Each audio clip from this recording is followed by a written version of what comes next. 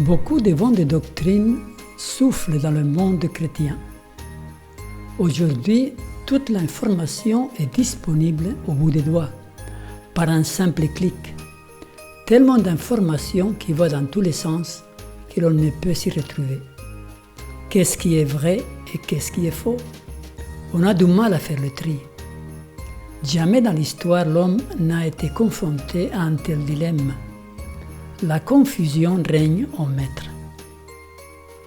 Le chrétien aussi est confronté à des doctrines qui se contredisent. Comment discerner celles qui sont justes? Une de ces doctrines dit que Jésus fut crucifié le mercredi. Les partisans de celle-ci prétendent s'appuyer sur la prédiction que Jésus fit lui-même sur sa mort. Il avait dit, car de même que Jonas fut 3 jours et 3 nuits dans le ventre d'un grand poisson, de même le Fils de l'homme sera 3 jours et 3 nuits dans le sein de la terre. Le raisonnement va ainsi. Si Jésus ressuscita le dimanche, et s'il devait rester 3 jours et 3 nuits dans le sein de la terre, alors il aurait dû mourir et être enseveli le mercredi soir. Suivre ces raisonnements implique que Jésus serait resté dans la tombe 3 jours et 4 nuits. L'argument est porté sur l'expression « dans le sein de la terre », comme voulant dire qu'il serait dans la tombe pendant tout ce temps. Mais cet argument est-il valable? Est-il soutenu par les Écritures? Bien étudiée, la Bible ne se contredit pas. Alors, ouvrons la parole de Dieu.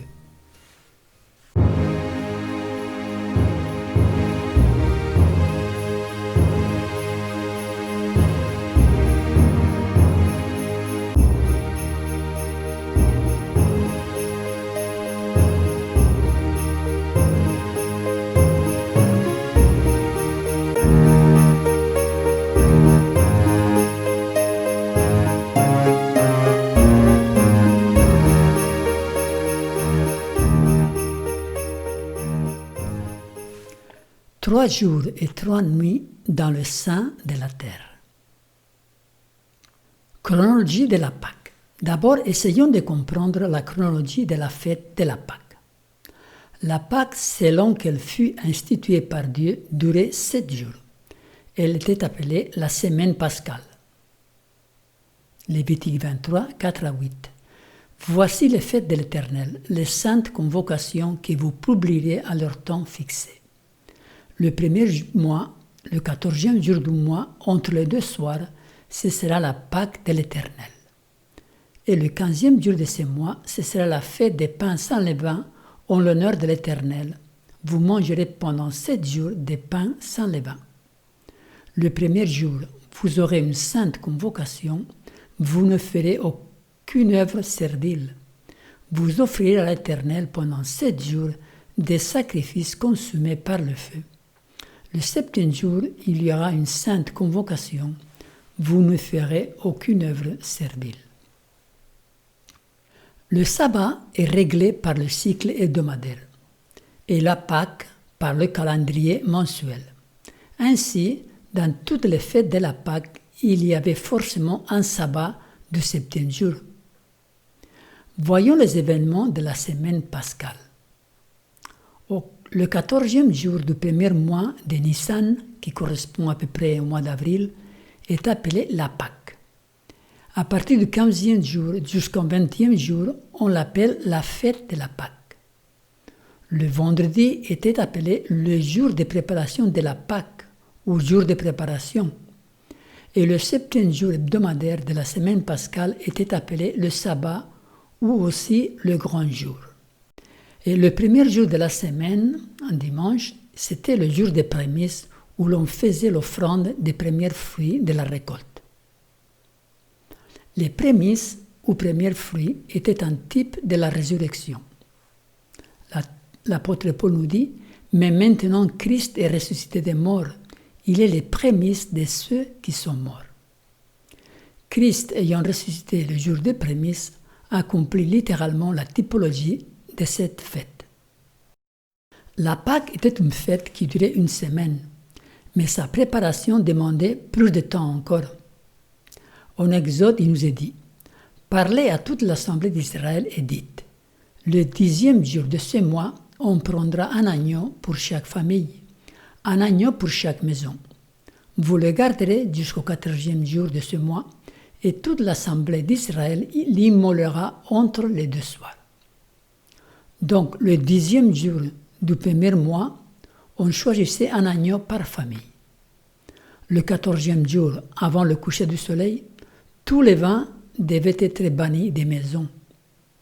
Alors que le 15e jour débutait, étant le premier jour des pains sans levain, la semaine pascale commençait en sacrifiant l'agneau pascal entre les deux soirs, c'est-à-dire après le coucher du soleil, qui marque le début du 15e jour. Exode 12:15 nous dit « Pendant 7 jours, vous mangerez des pains sans levain. Dès le premier jour, il n'y aura plus de levain dans vos maisons. » Ainsi, le 14e jour était le dernier jour des préparations et le 15e était le premier jour de la fête des pains sans levain. C'était une sainte convocation. Et c'est justement le jour où Jésus a mangé la Pâque avec ses disciples. Le premier jour de pain sans levain, les disciples s'adressèrent à Jésus pour lui dire « Où veux-tu que nous te préparions le repas de la Pâque ?» Jésus n'a pas pu être crucifié le mercredi puisque c'est là qu'il mangea la Pâque avec ses disciples. Selon la chronologie biblique, la semaine de la Pâque où Jésus fut crucifié se déroula de la manière suivante. Le 14e jour du premier mois de cette année-là était un mercredi, qui finit au coucher du soleil. Le premier jour de la fête de la Pâque, 15e jour du mois, à partir du coucher du soleil, était un jeudi. Le deuxième jour de la fête de la Pâque était un vendredi. Le troisième, un samedi, c'était un grand jour, le sabbat. Le quatrième, un dimanche, c'était le jour des prémices, le lendemain du sabbat. Le cinquième, un lundi. Le sixième, un mardi. Et le septième et dernier jour de la fête était un mercredi, le 21e du mois. Voyons maintenant la chronologie depuis la Pâque jusqu'à la résurrection de Jésus. Les jours étaient composés de 12 heures. Jésus répondit, « Il n'y a-t-il pas 12 heures au jour ?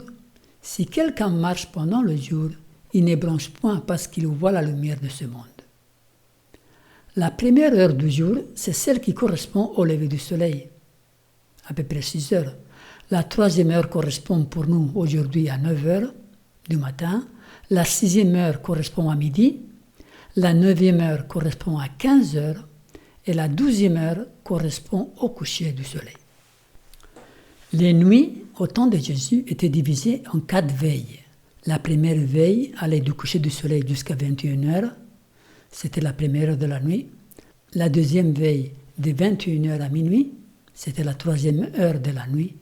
La troisième veille, de minuit à 3 heures du matin, c'était la 6e heure de la nuit. Et la quatrième veille, de 3 heures du matin jusqu'au lever du soleil, 9e heure de la nuit. L'agneau ne pouvait pas être sacrifié avant le soir du 14e jour. Cette année-là, le 14e jour était un mercredi. Jésus a mangé la Pâque avec ses disciples le premier jour de pain sans levain, 15e jour du mois, les premières heures du jeudi après le coucher du soleil du mercredi soir. Rappelez-vous que les jours commencent avec le coucher du soleil. Le premier jour de pain sans levain, les disciples s'adressèrent à Jésus pour lui dire « Où veux-tu que nous te préparions le repas de la Pâque ?» Il répondit « Allez à la ville chez un tel, et vous lui direz « Le maître dit, mon temps est proche, je ferai chez toi la Pâque avec mes disciples. » Les disciples firent ce que Jésus leur avait ordonné et ils préparèrent la Pâque. Le soir étant venu, il se mit à table avec les 12. Pendant qu'il mangeait, il dit « Je vous le dis en vérité, l'un de vous me livrera. » Ensuite, Jésus a instauré la Sainte Seine et le lavement des pieds. Ensuite, ils sont partis au mont des Oliviers, où il a expérimenté l'angoisse de Gethsémane pendant plusieurs heures. Ensuite, Judas arriva avec les soldats pour prendre Jésus et l'emmener devant les autorités. Tous ces événements ont dû prendre plusieurs heures.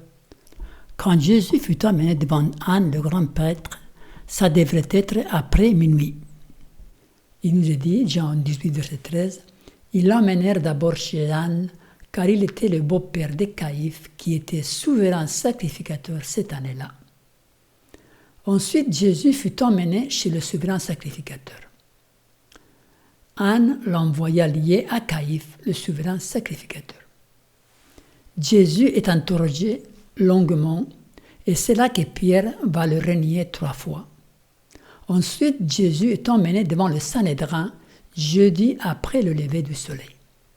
Quand le jour fut venu, le collège des anciens du peuple, les principaux sacrificateurs et les scribes s'assemblèrent et firent emmener Jésus dans leur Sanhédrin. Là, de nouveau, Jésus fut longuement interrogé avant d'être emmené pour la première fois devant Pilate. C'était jeudi tôt dans la matinée. Pendant toute la journée du jeudi, Jésus va être interrogé plusieurs fois. Ils s'élevèrent tous et le conduisirent, Jésus, devant Pilate. Ensuite, Pilate renvoie Jésus devant Hérode. Quand Pilate entendit parler de la Galilée, il demanda si cet homme était galiléen. Et ayant appris qu'il était de la juridiction d'Hérode, il le renvoya à Hérode, qui se trouvait aussi à Jérusalem en ce jour-là. Puis Hérode, ne voulant pas s'impliquer, le renvoie de nouveau devant Pilate. Ça devrait être jeudi après-midi, tard ou un peu avant le coucher du soleil, du vendredi. Hérode, avec ses gardes, le traita avec mépris, et après s'être moqué de lui et l'avoir revêtu d'un habit éclatant, il le renvoya à Pilate. Mais avant de comparaître devant Pilate, il a dû pour la 2e fois passer devant le Sanhédrin, d'après les différents récits que l'on trouve dans les 4 évangiles. Le vendredi dans la nuit, avant minuit. Et c'est là que se situe le passage de Judas.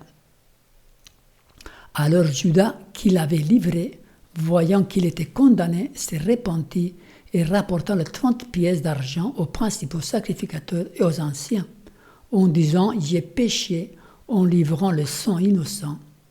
Ils répondirent « Que nous importe, cela te regarde ». Judas jeta les pièces d'argent dans le temple, se retira et alla se pendre. Le Sanhédrin, après avoir condamné Jésus, le renvoie devant Pilate pour la 2e fois, afin d'obtenir sa condamnation par le gouvernement romain, puisque le Sanhédrin n'avait pas ses pouvoirs.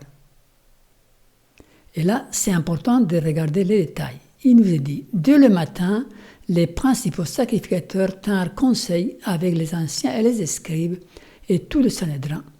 Après avoir lié Jésus, ils l'emmenèrent et le livrèrent à Pilate. Pilate, réveillé de son sommeil, c'était vendredi après minuit, interroge de nouveau Jésus. Et c'est là que la femme de Pilate essaye d'avertir son mari de ne rien avoir avec Jésus. Le premier passage de Jésus devant Pilate a dû faire une forte impression sur son épouse. C'est par la suite qu'elle a eu des rêves concernant le sort de Jésus. Pendant qu'il était assis sur le tribunal, sa femme lui fit dire « Qu'il n'y ait rien entre toi et c'est juste, car aujourd'hui j'ai beaucoup souffert en songe à cause de lui. » C'était la préparation de la Pâque et environ la 6e heure. Pilate dit aux Juifs « Voici votre roi ». Remarquez bien ces versets, car il est clé pour l'interprétation de la chronologie de la Pâque. Quand Jésus se présenta devant Pilate, c'était la 6e heure du vendredi. C'est la 6e heure de la nuit, entre minuit et 3 heures du matin. Cela ne pouvait pas être la 6e heure de la journée, qui correspond à midi, car Jean précise que c'était tôt le matin. En plus, on sait qu'à la 6e heure de la journée du vendredi, Jésus serait sous la croix. Il nous est dit, Ils conduisirent Jésus de chez Caïphe au prétoire, c'était le matin. Donc vendredi, très tôt dans la matinée, à la 6e heure, entre minuit et 3 heures du matin, c'est là que Pilate va condamner Jésus. Jean dit que c'était la préparation de la Pâque, non pas la préparation de l'agneau pascal, mais la préparation du sabbat pascal. Et ceci peut aussi prêter à confusion et embrouiller les esprits. Ces passages de Jean clarifient la controverse. Il dit bien que Pilate condamna Jésus vendredi entre minuit et 3 heures du matin. Le vendredi de la semaine de la Pâque était appelé le jour de la préparation de la Pâque, au jour de préparation. C'est pourquoi le sabbat du 7e jour de la semaine pascale était appelé un grand jour. On le voit dans Jean 19, 31, dans la crainte que les corps ne restassent sous la croix pendant le sabbat, car c'était la préparation et ce jour de sabbat était un grand jour. Les Juifs demandèrent à Pilate qu'on rompît les jambes au crucifié et qu'ils en levât. C'était le plus grand jour de l'année religieuse juive. Selon les Écritures, les dirigeants juifs jugèrent Jésus depuis jeudi, tôt dans la matinée, jusqu'à 6 heures du matin, vendredi matin. D'abord le Sanhédrin, puis devant Pilate, pour qu'il ratifie leur sentence de mort. 3 heures plus tard, à la 3e heure, vendredi, 9 heures du matin, Jésus fut crucifié. Marc nous dit que c'était la 3e heure quand il le crucifiait. C'est 9 heures. La 3e heure correspond à 9 heures. Après avoir resté sous la croix pendant 3 heures, le soleil s'obscurcit, et c'était midi. Il nous dit, la 6e heure étant venue, il y eut des ténèbres sur toute la terre jusqu'à la 9e heure. Donc depuis midi jusqu'à 3 heures de l'après-midi, il y eut des ténèbres sur toute la terre. 3 heures après, le soleil donna sa lumière à nouveau, et c'est là que Jésus mourut dans la 9e heure. Vendredi, 3 heures de l'après-midi. Matthieu nous dit, depuis la 6e heure jusqu'à la 9e, il y eut des ténèbres sur toute la terre. Et vers la 9e heure, Jésus s'écria d'une voix forte, Eli, Eli, lama sabachthani, c'est-à-dire, mon Dieu, pourquoi m'as-tu abandonné? Quelques-uns de ceux qui étaient là, l'ayant entendu dire, il appelle Élie. Et aussitôt l'un d'eux courut prendre une éponge qu'il remplit de vinaigre, et l'ayant fixé un roseau, il lui donna à boire. Mais les autres disaient, laisse, voyons si Élie vient le sauver. Jésus poussa de nouveau un grand cri et rendit l'esprit.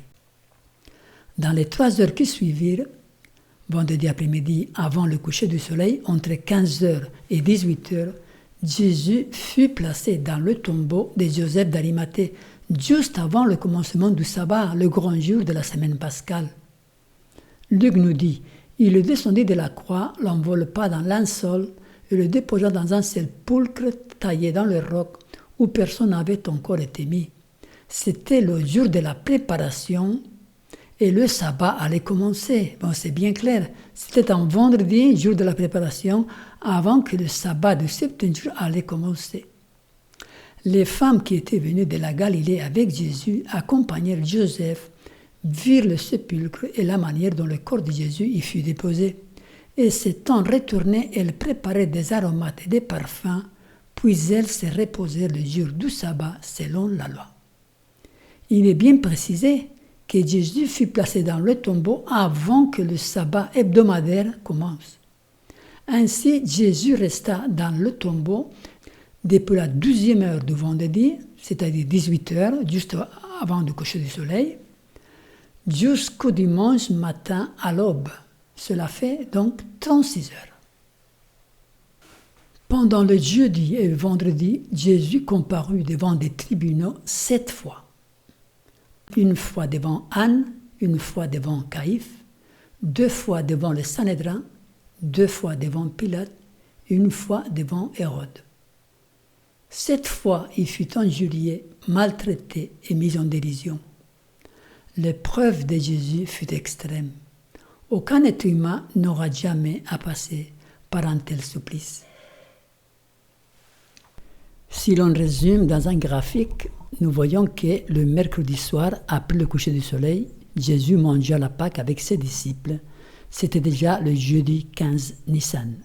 Ensuite, ils sont allés au Gethsémane et c'est là que Judas est arrivé. Jésus est emmené devant les autorités 7 fois jusqu'à vendredi dans la matinée. Vendredi, dès que le jour est arrivé, à 9h du matin, Jésus fut crucifié. Ensuite, il se reposa dans la tombe le jour du sabbat et il ressuscita le dimanche tôt à l'aube. Voyons maintenant l'expression 3 jours et 3 nuits au sein de la terre. Comment donc concilier ces 3 jours et 3 nuits avec ce que nous venons d'énoncer? Car de même que Jonas fut 3 jours et 3 nuits dans le ventre d'un grand poisson, de même le Fils de l'homme sera 3 jours et 3 nuits dans le sein de la terre.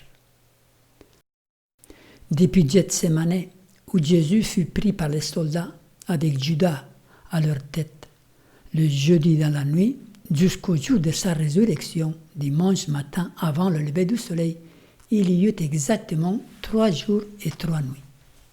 3 jours, jeudi, vendredi, samedi, et 3 nuits, vendredi, samedi et dimanche.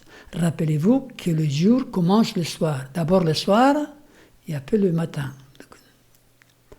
L'expression dans le sein de la terre veut vouloir dire que Jésus allait subir les conséquences des complots ourdis par des hommes pécheurs pendant 3 jours et 3 nuits. Toute la souffrance qu'il dut endurer, commençant par Gethsémane, la trahison, les interrogations, les fausses accusations, les insultes, les mauvais traitements, les faux témoignages, les punitions physiques, la crucifixion, le tombeau, sont incluses dans l'expression dans le sein de la terre. L'homme, pécheur et fait de terre, quand il meurt, il retourne à la terre. Dans la Genèse, il nous est dit, c'est à la sueur de ton visage que tu mangeras du pain jusqu'à ce que tu retournes dans la terre où tu as été pris, car tu es poussière et tu retourneras dans la poussière. Donc l'expression dans le sein de la terre veut vouloir dire entre les mains des hommes qui sont faits de terre. Sa trahison, son jugement, sa condamnation, sa mort et son ensevelissement ont été perpétrés par les hommes. Satan a essayé avec toute sa malignité de faire chuter Jésus et l'obliger à proférer des imprécations contre ses détracteurs. Mais il n'a pas réussi. La victoire de Jésus fut totale et définitive. Elle précipita la défaite éternelle de Satan. La tête du serpent fut écrasée définitivement. La résurrection de Jésus, son triomphe sur la mort, sont la garantie d'une vie éternelle mise à la portée de l'humanité et la garantie de l'anéantissement du mal de Satan pour toujours. Si l'on prend l'horloge et que l'on mette les heures des derniers événements de la vie de Jésus, on voit se dessiner la croix. Il fut crucifié à la 3e heure. À la 6e heure, des ténèbres couvrirent la terre jusqu'à la 9e heure. À la 9e heure, il mourut. Ensuite, il fut enseveli à la 12e heure. Tous les événements se succédèrent à une cadence égale de 3 heures entre eux. Ainsi est démontrée par la Bible la chronologie des derniers événements de la vie de Jésus. Jésus ne fut pas crucifié le mercredi soir. Il était en train de célébrer la Pâque avec ses disciples à ce moment-là. Analysant tous les événements qui eurent lieu par la suite, on arrive à une harmonie parfaite avec le récit inspiré. Et je vous rappelle qu'il faut étudier les 4 évangiles, tous, car tous racontent les derniers événements d'une façon légèrement différente. Ces les 4 ensemble doivent être harmonieusement étudiés. Jésus fut enseveli selon le récit inspiré juste avant le jour du sabbat, le grand jour du 7e jour, et il ressuscita le premier jour de la semaine, dimanche à l'aube, le jour des prémices. Et remarquez que Jésus se reposa dans la tombe le jour du sabbat, Justement, même dans sa mort, il a honoré le sabbat. Il ne faut pas chercher à tordre les Écritures pour confirmer des idées préconçues. C'est ce que dit Pierre. Il nous a dit, c'est ce que Paul fait dans toutes les lettres où il parle des choses dans lesquelles il y a des points difficiles à comprendre, dont les personnes ignorantes et mal affermies tordent le sens, consolident des autres Écritures pour leur propre ruine. Jésus n'a pas dit qu'il allait rester 3 jours et 3 nuits dans le tombeau. C'est une idée humaine qui contredit le récit biblique. L'étude de ce passage doit consister à comprendre la signification de l'expression 3 jours et 3 nuits dans le sein de la terre, sans qu'il y ait contradiction avec le reste du récit et ce que Jésus a voulu dire par cette expression. En plus, s'il était resté 3 jours et 3 nuits entiers dans le tombeau, son corps aurait connu la corruption, contredisant une prédiction prophétique à son sujet qui disait qu'il ne connaîtrait pas la corruption. Dans le psaume 16, verset 10, il nous est dit « Tu ne permettras pas que ton bien-aimé voie la corruption ». Le corps de Jésus n'a pas connu la corruption. Il est resté dans le tombeau moins de 36 heures. Les fausses doctrines abondent. Nous devons les contrer par un « il est écrit ». Ne cherchons pas à prouver nos idées, mais cherchons à trouver l'harmonie dans toute la révélation biblique. Si la Bible est bien étudiée, comparant un texte avec un autre, elle ne présente pas de contradictions. Les voies de Dieu sont parfaites, la parole de Dieu est éprouvée. Il est un bouclier pour tous ceux qui se confient en lui. Le fondement de ta parole est la vérité, et toutes les lois de ta justice sont éternelles. La parole de Dieu est la vérité. La chercher ailleurs, c'est prendre le risque d'être trompé. Mon encouragement est ceci. Fortifions notre foi par la parole et soyons des témoins véritables de notre Sauveur. Amen.